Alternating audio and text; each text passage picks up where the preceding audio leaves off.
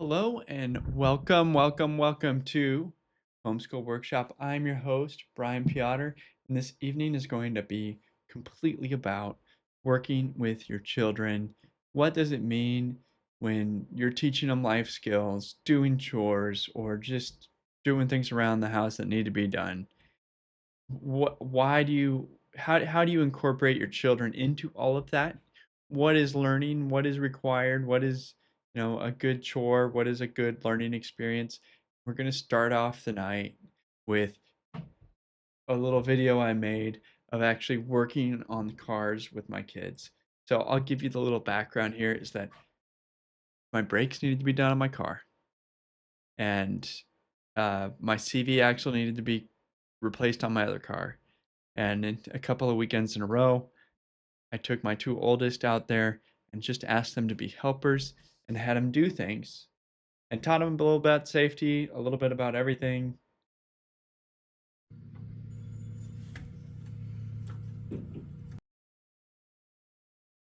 And started out with something super special, which was this. Okay, so we're going to replace the CV axle on the minivan, right? It should be quick. It should take 15 minutes. I watched the YouTube video with the kids beforehand of like, what are we going to do? Then I go out there and we go to actually remove the axle nut and realize that I cannot physically do it. I actually look at how much of a radius I have on that wrench, on that nut. I sprayed it with some WD-40 and I did not have any way to actually get it off of there. So I have plenty of videos of my failed attempts here. Trying my best, guys.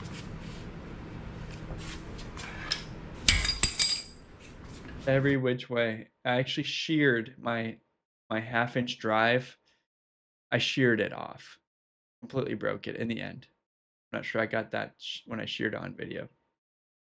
Got some help from that's my torque wrench that's what I sheared off trying to do this. So we actually successfully removed the axle nut by going to get a $35 pneumatic impact wrench, and it just went boom, right off. Having the right tool, sometimes I've learned that the right tool makes your life so much easier. The other thing is I don't have a floor jack. I have a bottle jack, and the bottle jack doesn't fit under the minivan, so you have to roll it up on ramps first before you get the bottle jack underneath it. Got this, Titus? There's my bottle jack, and there's my impact wrench when we go back and did it the second time. And yeah, just teaching your kids how to do things. Here's us changing the brakes. My dog loves it when you're down at his level. That's Jasper. Give a shout out to Jasper. He's about to turn 1 year old. Changing your brakes. What a fun experience. Which way's which?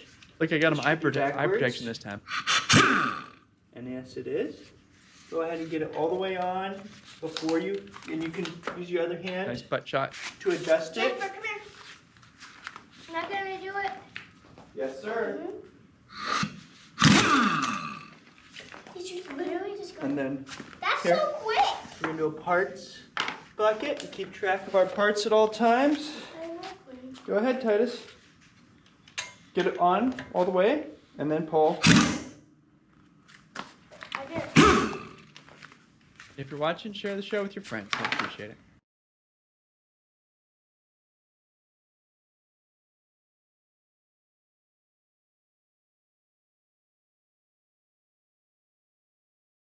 Talked about safety here. You don't actually want to go underneath the car at any times. Put the tire underneath the car as a secondary safety in case the bottle jack fails. My bottle jack also has a lock on it. Welcome to the show, Quest. It's nice to see you. I got this little 1/4-inch drive, socket drive. These are the guide pins. Can you do this one? 2 hands. The best thing. It's just the best. No, you gotta get it in there. Instead of having to manually just sit there. And it was like only $100. Everybody should get that tool. So, there you go. So this is just replacing the brake pads and letting them be involved. Anything that doesn't require too much muscle anything that doesn't require too much muscle, We wanna your get kid should out. be there to take part and let them do it. And even if it takes twice as long to let them do something, Don't you have to sit replace and this? wait and let them do something. There's Because a this list is of things we're the doing. first Okay, step so this. to making your child comfortable doing things is exposure. And just letting them watch what you do. And for the things that are low enough muscle requirements, let them do it. So you gotta wipe down your new rotors before you put them on. Perfect thing to have someone do. Now you do the same Why thing do to you the do other it? side. Take a chance. Take a moment to explain what is it you are doing, why you are doing it. What's the safety? You don't want to breathe this. You don't want to drink this. Now time to put the bracket back on. When it gets to actually torquing it down, I'll take a moment to complain about. I didn't put this in the video to complain about Ford. My car's from 2009, so the engineer that made this decision was probably like 2006. When you think about that, that's 20 years ago. The guy could be retired now or dead. Who knows? But the engineer decided to use one-time use stretch bolts on the brackets that are torqued to whatever, and you're not supposed to put them back in the car a second time because they're supposedly stretch when you torque them. Why? For all of time, nobody's had this problem, and you've developed a way to sell more parts or something. Just take a moment and be like, this guy's decision from 20 years ago to make more money for Ford or something, I love you. still living with me. And I probably never have to change the brakes in Show this you car the again. box and new By the time they have brakes. to be Bring done the again, box over I here. bet that this thing's out of my life. Because they'll easily last 50,000 miles. And could go 100,000 miles depending on highway miles or city miles. The box of new brakes. You're gonna copy that. Everything. Like, everyone pay attention. Proper footwear for working on your car. I'd rather teach people, don't put heavy things over your appendages. Don't stick your fingers or feet underneath anything that's heavy. And regular tennis shoes don't do anything. You're going to want to wear steel toe shoes if it really matters. Okay, get the new one on. Use the camera light. I love those these little kid lifetime chairs. They're actually perfect for when you have to get down to that height to work on stuff. You stick it in right here. It looks I'll do kind the of hard funny one. to have kid chairs, but One on the bottom. it's the perfect stool height for some things. I'm gonna have you do the top one. Okay, so you just lift it up, and then when it hits exactly how tight it's supposed to be, it clicks. So this is how you use the Okay, torque you do the setting. top This one? is how it goes. Come, you do, Titus. Yeah. Tighten it. Pull it up. You're just gonna pull it up until it clicks. Your hands. Keep going. Use 2 hands if you need to. It's only 27 pounds. There you go. All done. You're done. It clicks Like, means. I didn't make a Hit how curriculum heavy for it's this supposed to be. and say we're going to change the brakes Okay, now we can put the in- tires back on. in June. No, it was like something needs to be done. Take the opportunity to Out of the way for a include your second, children and teach them as you go, because that's what you're doing in your life, right? Separate from the planned curriculum on math, it's here's what I'm doing. I want you to be a part of it. I want you to do as much as possible, Oh yeah, I'm gonna just do it on the next one. and I want you to learn. Yep. So that when is you're actually- grown, I get to do everything you're I just comfortable did on the knowing next what all This the is different actually schools the are, hard where they part. go, how to do And that's things, what how to figure everything stuff out for yourself. one. That the only solution is not to take it to the dealer, because this is $300 in parts. It's the only thing you need to You're not finding anybody who's going to do this for less than $600. Okay. A dealer's going to charge you $1,000, you know, with the rotors. You don't use No. the gun to get started. You're by paying hand, yourself right? $200 an hour to Never do it use the gun yourself. to start. And I wish it wasn't that way. I wish you could just pay people to work on your car for less money than you make, Cross-threaded. but that's never the And use case. the gun. If you find that mechanic, you let me know, and I'll just pay him to do stuff instead of me. But whenever I've done the math, it's always like I'm paying myself a fortune to do it myself, even if it's hard. Even if I take twice as long or it takes all day. And now I'll try to Nope. organize everything I do over pay here. people to work on my cars. But I mainly focus on the things that are like I watch the YouTube video of how to do it and I go, there's no way I can do that. That is way too complicated. The entire engine has to come out, or there's a million parts everywhere, has to be perfect. Like if I was rebuilding a transmission shop. But brakes and fluids, things that you can do yourself, prefer to do it yourself. Sometimes time is a matter of like just opinion, and if you're just fine, I'm gonna get ripped off, but I don't have the time to do this and I need it fixed tomorrow. Like there's a million good reasons to have someone else work on your car. But always be open to doing it yourself and teaching other people how to do it. And this goes for like whatever you got going on in life, yard work, making spreadsheets. What can you include your child in on what you're doing and make that part of their school curriculum so that they can be capable adults? So Titus got one side and Quinn got the other. And I didn't film everything because it's a repeat of the other side. But you're doing two, you got two kids out there. I prefer to not wear a shirt, especially when it's like 100 degrees out in the barn. So please enjoy yourselves, guys. Thank you, Quest, for sharing the show. I remember when I first taught Fanny to cut with a kitchen knife when she was 4 years old, and now I can depend on anything. That's another fantastic one, is life skills in general that your children need to hear. Oh man, my sound effect board is dead. I have a wonderful sound effect I want to use. Okay, well, I tried. I had Esther record one, so let me see if I can't restart the board.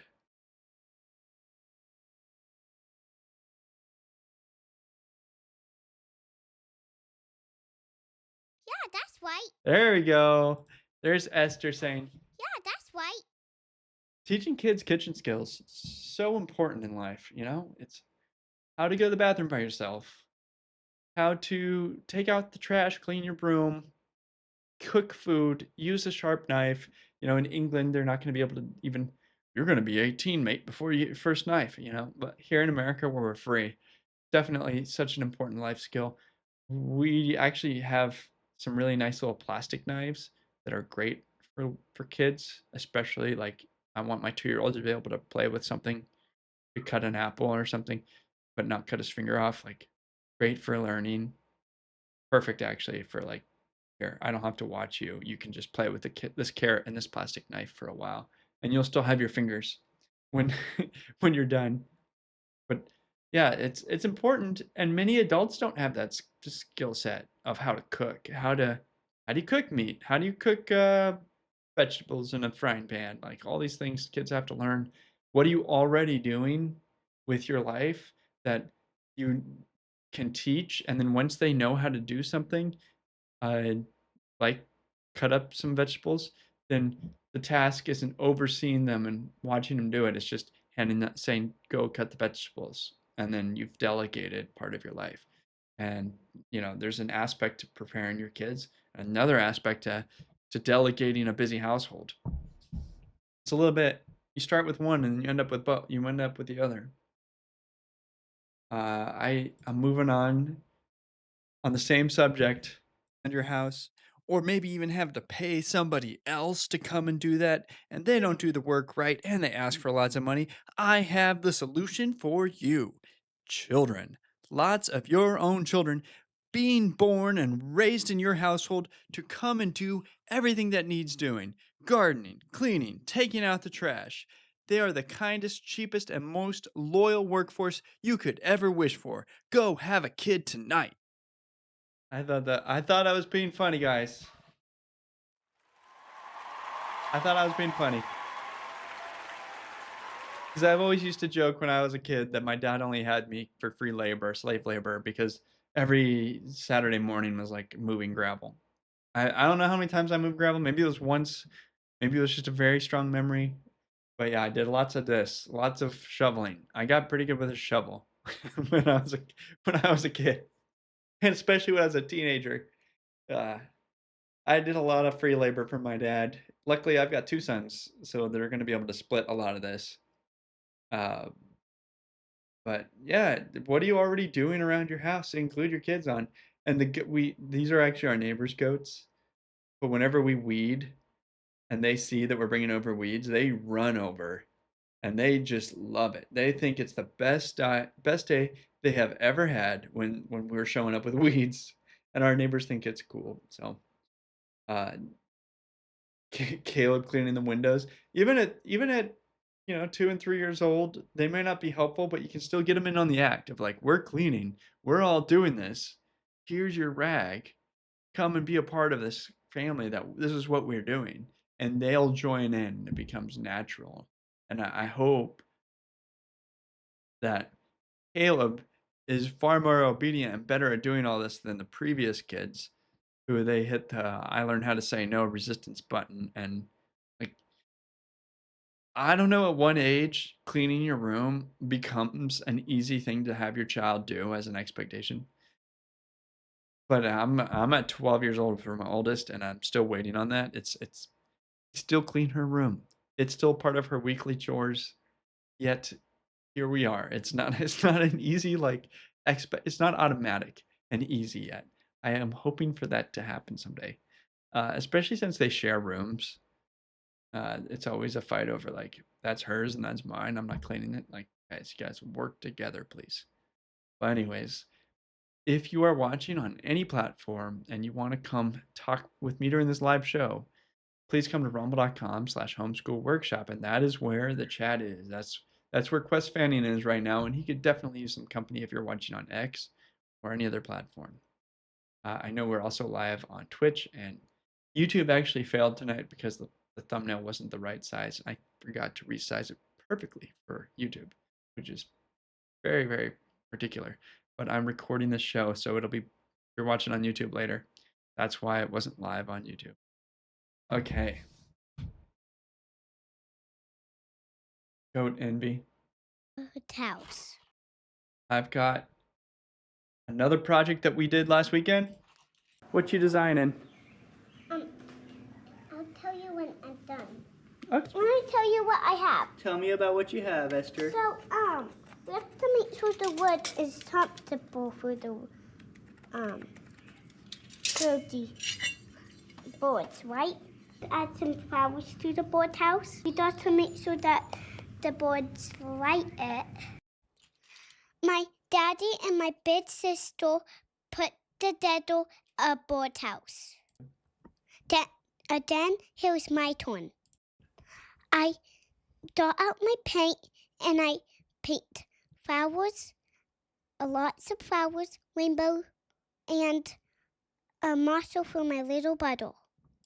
Now a board's can put my. So Marshall is Caleb's favorite toy right now from Paw Patrol, and I really enjoyed making this video, guys. Like, we were brainstorming what should we do for the project this weekend in the workshop, and Esther said a birdhouse, and I really just let her be involved in making the thing like creatively, whereas Quinn really helped me with the actual mechanics physically. And she's an artist. Esther loves art, so she got to be the artist at the end. And now that is at the end of our property, and I hope that we get some new residents moving in soon. Plenty of birds. I hope they find that birdhouse and like it. If you're watching and know why this could be improved in some way, let me know, and we'll make the changes to see if that helps make sure that a bird moves in. But it's also 100 degrees. I bet that box is hot right now. And I think it's high enough up on a fence that maybe squirrel's not going to get in, but we'll see. Oh boy, Caleb's got a hose up against the office window live. Yeah, it's a hot day here in Kentucky, guys. Hey, Caleb, not on the window. It's a really hot day in Kentucky, and I know it is across the whole East Coast. There's something about 95 with the humidity that just makes it uncomfortable. And being out there right now in with a hose is perfect. That is what you want to do. He's drinking out of the hose right now. I wish I could turn the camera really easily and show you guys. Nope, not on the window. Uh, yeah. What about summer? You just gotta take a moment to have water gun fights, slip and slides, drink out of a hose, be outside, and really it's inside all day until it's 7 p.m. here, and that's when it's finally cooling off, right? It's for that perfect time to go outside and be on a slip and slide or a splash park or play with the hose because it's just too with the sun too hot and bright, high UV index, you can't even be outside with water hardly in there in the middle of the day. And I know that Mondami in New York has said that you should turn your thermostats up, but no, we keep it a cool 75, and I don't adjust it often or much. I don't play the game of like 80 while I'm away and whatever. When I do find that if you just leave it constant, then you don't have to like overrun your AC to try to cool it down. Like if you get home at 4 or 5 p.m.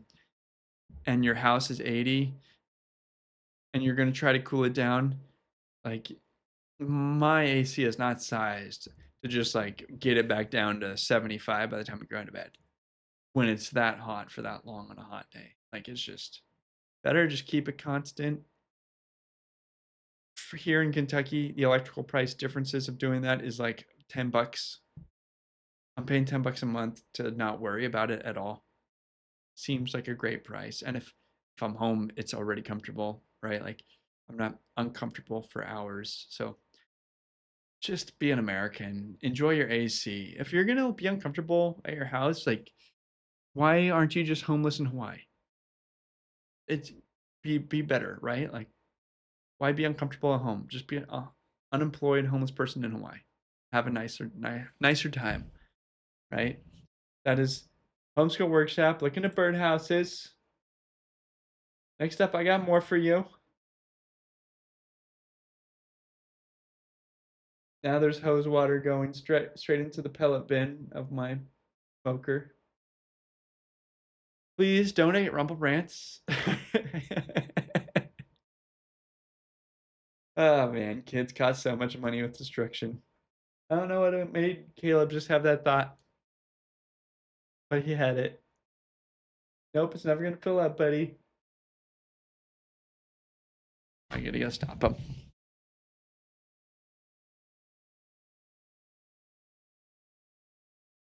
Caleb, no water in there. No water in there. You can play with the water, but not in the smoker, okay?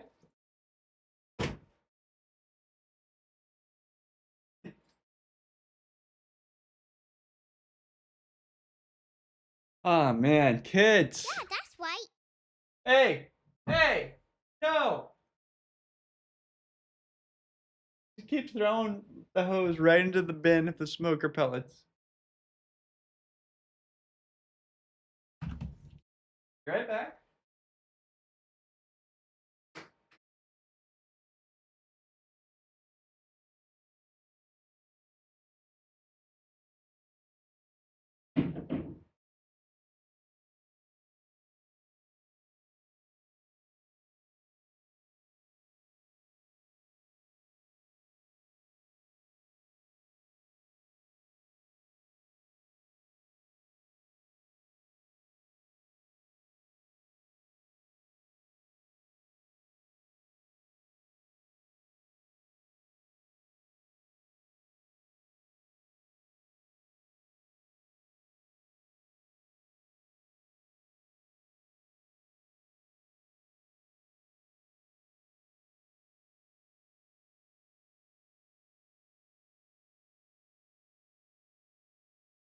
Oh man.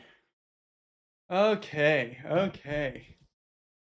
I hope that's done. I told the 3-year-old you can't put the hose into my pellet grill anymore.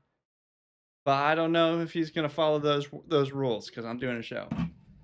He's smart enough so to you see know. that white pipe? Yeah, yeah. When water comes in our basement. Okay, so what we're looking at here is just the side of my house. That's the sump pump that comes from the basement. If there's water coming in, sometimes water comes in. or the air conditioner condensate fills it up, drops it right here, and it's created a little hole where it's eroded, and you can see that the gutter pipe has also fallen because it's eroded down here. Our sump pump chucks water out that white pipe, and then this gutter also needs to be fixed too. It's not connected there. And then look at down Sorry here. for You see repeating how this myself. I had hole already said that. is sunk Forgot. down there? Yeah. So all those water just puddles there and doesn't actually move away from the house. And that just means the water goes straight down and right back into our house for the sump pump, and it's just going in a circle. And so we need to build up the dirt a little bit, put a layer of waterproofing down, and then we're done. That's what we did. We put some dirt in it, and here's me attempting to film. Like, that's the end product. This gutter couldn't sit right next to it because it was interfering with the gutter. Like, so it's at a slant. Doesn't look nice. But hey, we solved the problem. Problem's fixed. We got a chicken. And when we did that, there's Guys, a chicken. no, guys, go dump it. Let the chicken walk around. Like, stop Let everything him- you're let him doing. run around. Guys, In drop the your middle of box. shorts. There's a chicken in.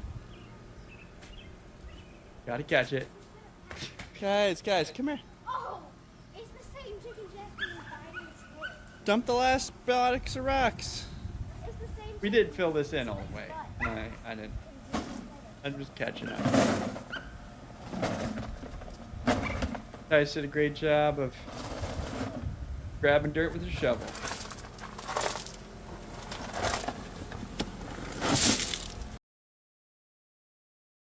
Just, you had chores to do, you involve your kids.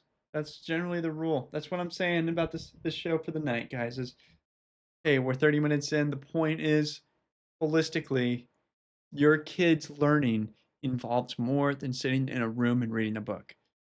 There's lots of learning to be had from books and reading, and those are good. And you should definitely do that, and they should definitely be part of your kids' education. Homeschooling can also be far outside that box, also, and, right? Like, add the things together. That plus everything you're doing in life that you can teach them and give them life skills. Cooking, we already covered. Working on cars, yeah. Fixing your house, absolutely. What is it that you are already doing in your life if you just go and look at your existing calendar and problems that need solving, that you can just grab your child by the hand and take them with you? If you're going to buy auto insurance, have them come and listen to the phone call and explain your decision-making process. If you're going to apply to refinance your house, if you're going to write a will, if you're going to do anything that you're figuring out how to do in life, it's a great idea, age appropriate, to include your child and teach them what you're doing and why, so that they have the tools of as they become adults to go and do it themselves. And even if they can provide extra brain power to figuring out the solutions to your problems. So, yes, you could use AI and figure it out on your own. At some point, your child is smart and a lot like you. They become a brainstorming partner. And I'm not there yet, but I don't feel like I'm very far away from that because Quinn at 12 is very smart and a great problem solver on some things. And she's going to get better. And we're going to get to the point where she can become a partner in solving problems to the point that I hope I can trust her. Well, you got a car and you got my credit card, and hey, this needs problem solving. Solve it. Call a plumber, be a plumber, whatever. Like, there's a problem and I trust you as part of my family to solve this problem for me as an individual with liberty, right? And freedom. And welcome to 4th of July in America, guys. And speaking of which, I would like to just spill the beans. I have not a great way to share this. So, upcoming video is 4th of July is coming, and we want to have a community on our street. So Quinn and my wife designed flyers, and they're going to go. They've done about half the neighborhood, not door to door, giving out the flyers saying we're going to do a bike parade in the morning on the 4th of July. Meet at the cul-de-sac. That's all it says. And I'm going to see how many people show up and just do something with my neighbors. Be the organizer. Things don't happen if there's no organizer. You could be that organizer. I'm calling out everybody. Go be a better neighbor. Start organizing everybody together. Go do things. Celebrate the 4th of July. Go to the FordLibertyShop.com. There's plenty of 4th of July stuff to get still. It's probably we're cutting it a little late for it to show up, but you can also go to FordLibertyShop.com and look at the whole homeschool collection that we got, which I gotta brag is the best collection on the site for those who homeschool. I love every single thing on here. I'm gonna work to get it all. Father, teacher, builder, lots of shirts, notebooks. I got a label maker for my workshop, and I'm very excited to print the logo and the item. Uh, Working on getting my workshop 5S like organized to the best of my ability. I am a very organized, attention to detail capable person, but I've got lots of kids and not an infinite amount of time. So, however nice it ends up looking is my best. Homeschool rocks equipment, sales, and shirts. Moving on. Thomas Jefferson said that a nation's best defense is an educated citizenry. Yet from COVID to the Epstein files to ICE to every idiot you see physically resisting arrest on the side of the road, it is abundantly clear that regardless of your position on these topics, the average person hasn't the slightest idea of how to defend their rights. And this has been done intentionally by the public school system, because those in power understand that he who does not know how to defend his rights doesn't actually have them.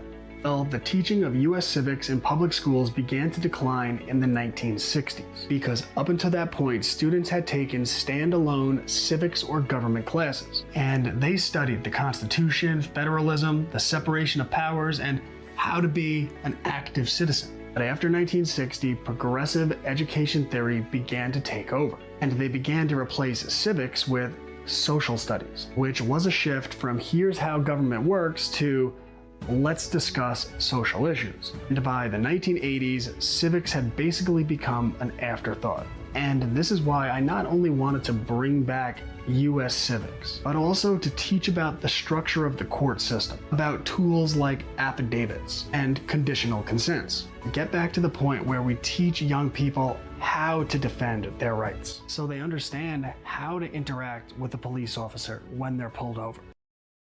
Seriously, so many interactions with the government are going in blind. In my whole life, I've gone into every interaction with every government with no experience and no instructions. And how do you sue people? How do the court systems work? How does the law actually work? Did you know that if you do not have a prenup that you write, you have a prenup by the laws of the government? Laws of the government change at any time. Doesn't matter if you don't get divorced, but for example, if you don't have a will, you have a will. It is the government's rules, not your rules. Goes through a probate court. It sucks. It's like the DMV. Don't do it. In every example, you just have to know a little bit about the law, and schools don't do any of it, which is a perfect reason to homeschool. If you're going to homeschool, teach your kids how to live within the system that actually works for them, how to protect themselves, how to watch out for liabilities, right? Like, I remember hearing a story about a guy when I lived in California who was in a wheelchair, and his whole racket was just go to stores and check ADA compliance. Coffee shop bathroom, gas station bathroom, just his day was going around and seeing what's ADA compliant and not. And he knew the rules of how many inches off the ground for this, how many inches across for that. when he found somebody out of compliance, it was shake them down. And you're out of compliance. I have an attorney claim letter. I'll settle for 15,000 bucks. I don't know what it's do. I don't know what the insides of that are, but there's a whole world of the legal system being used against you. There's reasons why you have to be extremely careful. So, like when you get hired for a job and you sit through an hour of videos about harassment or whatever, like understand all the reasons behind all the things that happen to you in life and the legal system behind it. That is what you should be teaching your kids in school. So, like when you're standing in line for coffee or they go to the bathroom, be like, "Did you notice there was a railing next to the toilet? Why do you think that is?" Oh, well, George H.W. Bush passed the Americans with Disability Act. Here's a history lesson in line at coffee to be given. And like then they will know things that literally it will be able to structure the world around them better in a way that every NPC out there has literally no idea. And they just go about life. They might catch on to one thing or the other, use it to their advantage. Otherwise, they're just an NPC. Your children do not have to be an NPC. They can actually go and do cool things like this. Super fly, super good shit. Poor homeschool boys.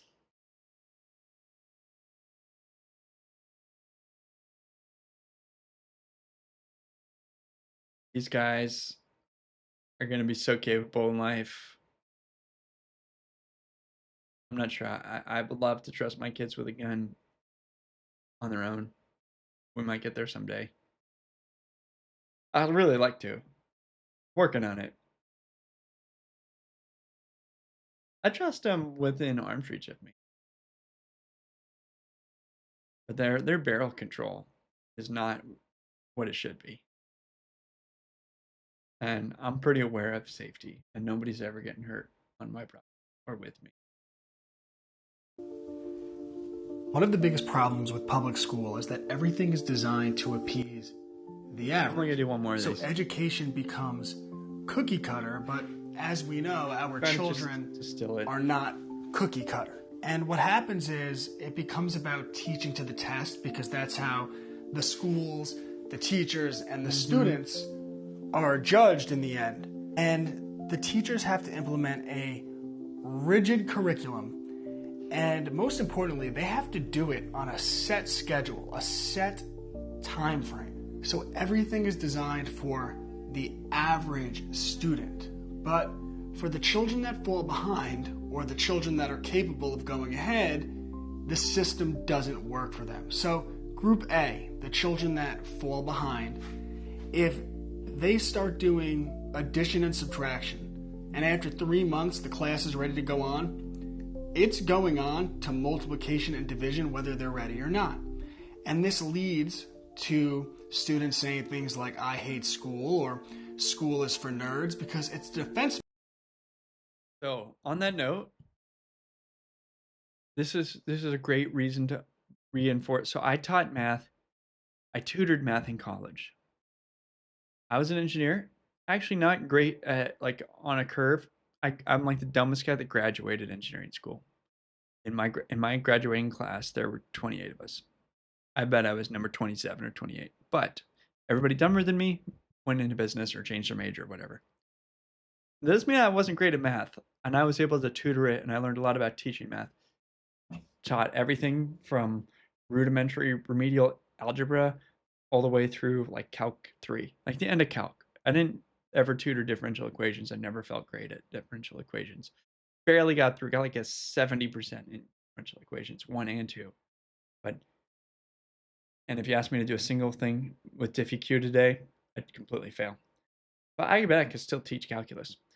Anyways, what I learned in math from teaching is one, you don't really understand it completely until you have to teach it, because you have to structure it in your own mind how it works before you can tell somebody else.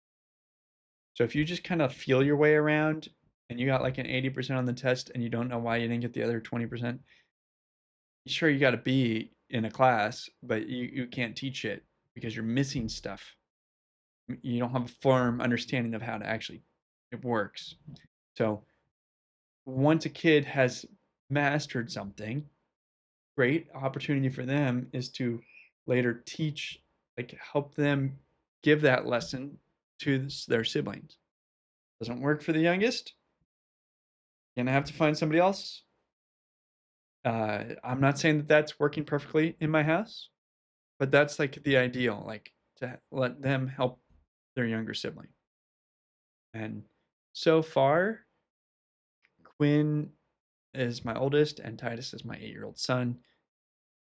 They Titus is not capable of receiving any help from Quinn, and I wish we're working on that. I'm just being honest.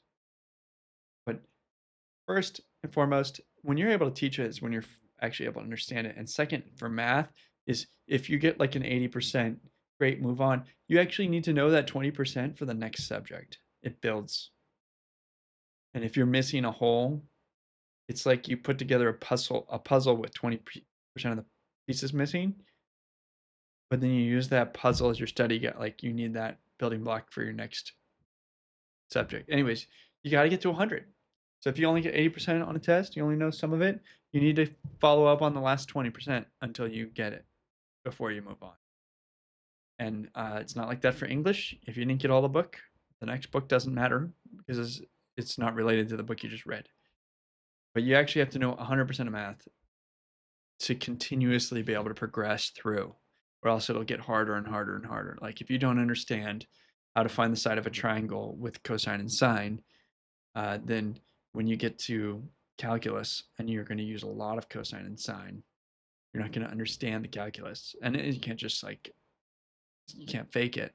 So, anyways, I'm not saying you even ever need to know calculus. Maybe you never do, and you don't need to teach it. If somebody's going to be an artist, the nice thing about homeschooling is teach them the math they need in life, and don't get them to calculus. Why? What's the point?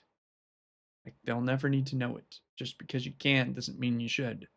So we're getting distracted, but the nice thing about homeschooling, like a video was pointing out, is that you can take your child at their rate, whatever that rate is, through the subjects. You can go through summer, you can go through winter, you can take a random week off in February, completely at your discretion at the rate and methods that you use. You you could probably take a year off of math, 2 years off of math, and recover all that time by just spending a lot more focused time at the later ages. Think about how hard is it to teach a 5-year-old addition versus a well-read and educated, well-spoken 12-year-old. Now they're going to work on math for the first time. Somehow they made it through their whole life without ever having to add stuff. You could probably teach them all of kindergarten, first, second, third grade math in 1/10 of the time because their brain is developed. Think outside the box and do whatever's right for you and your child. Don't force a system for your child. Like, right? Make it custom for them. Work in whatever ways work for you as the teacher and them, right? Like just because it's maybe their best way of learning is running around naked, hitting stuff with a hammer, but that doesn't work for you as the teacher. You are also part of the problem to solve, right? Like what works for you and them. It's a you come together and work together to create a solution to treat your child with the end goal of what?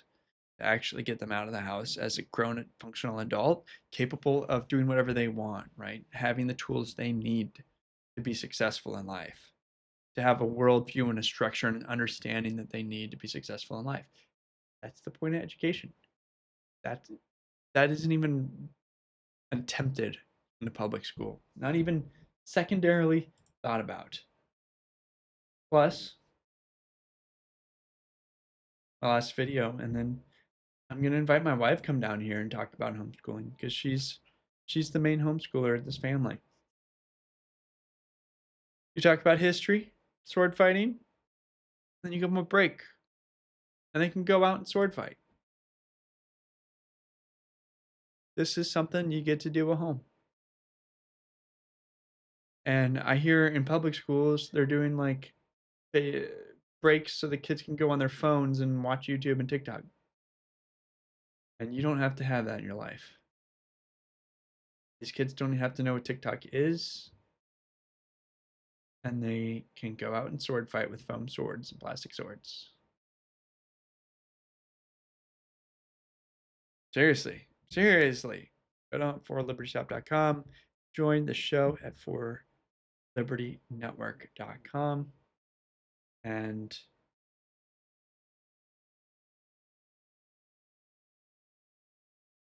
now I wait for Melody.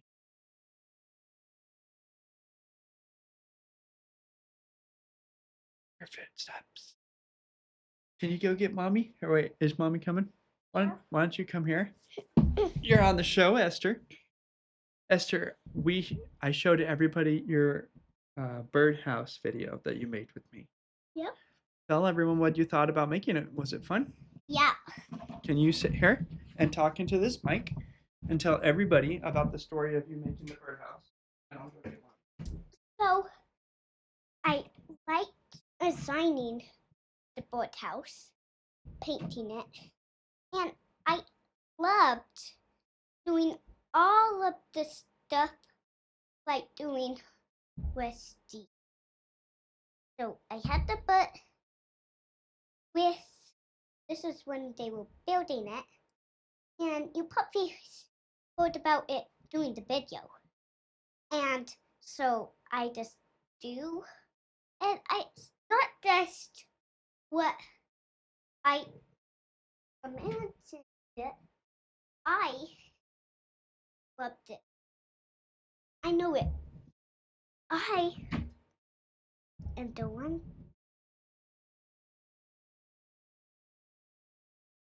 You have learned how to build a birdhouse too. Good job, Esther. Good job. Turns out you're going to be the only guest on the show this evening. Yep. And this is the 4th of July weekend coming up. What are we going to do together this 4th of July? We're gonna do a parade. Yes, sir. Yes, ma'am. We're going to hand out flyers to everyone on our street and go do a parade. What are you going to do in the parade? Are you going to walk? Are you going to ride something? Did ride the wagon and throw out lollipops. You're going to ride in the wagon and throw out candy to anybody on the side of the street who wants it, right? Any kids that are not in the parade? Or other people in the parade even. So, have you already broken into the candy? Yeah. Yeah. Was it good? Did you do a quality test for everybody? Yeah. So you feel pretty comfortable giving it out to other people, right? Mhm. That's good. That's good. Do you love America? Yeah. God bless America. Birthday number 250. It's a big one. Best country ever. We have a great president at this time. And what we also will do, we did the sign and I wrote Joe America. You want to go get the sign? So Sure, go get the sign. We'll show people. Esther is a great host. Quest, I hope you have a great night as well. It's been a fantastic evening. little bit. It's a big sign. This is what the girls made here. Let me hold it so everyone can see it. You want to point out all the things you did on it? So see how I said I did the America, here it is. And we did fireworks and the American flag. That's how you need it. And we did some of the fireworks are crazy, but that's okay. And we did 4th of July colors, and that is so people know what famous colors. Where's this sign going to go on the parade? Are you going to hold it? Is Yeah. Is it going to be on the wagon? Yeah. Okay. Well, I look forward to taking video of that parade and showing everybody on the show what we're doing. You can go put that back, Esther. And since it's now close to an hour, I think I'm just going to call it an evening. I appreciate everyone who's watching. Thank you so much. We are live, Homeschool Workshop. I am live every Wednesday night Eastern at 7 p.m., where I just open up this show to people who watch me and interact with me so that they can come and talk with me and we can have an interaction together. This is a place for us to meet and to be together. And yeah, go watch America play in the World Cup. I hope we got two countries we're playing, Bosnia and Herzegovina. So I think it's a little unfair to have to play two countries at once, but we can do it. Go America, right? Yeah! Go America. All right, and happy 4th. We'll see you next week.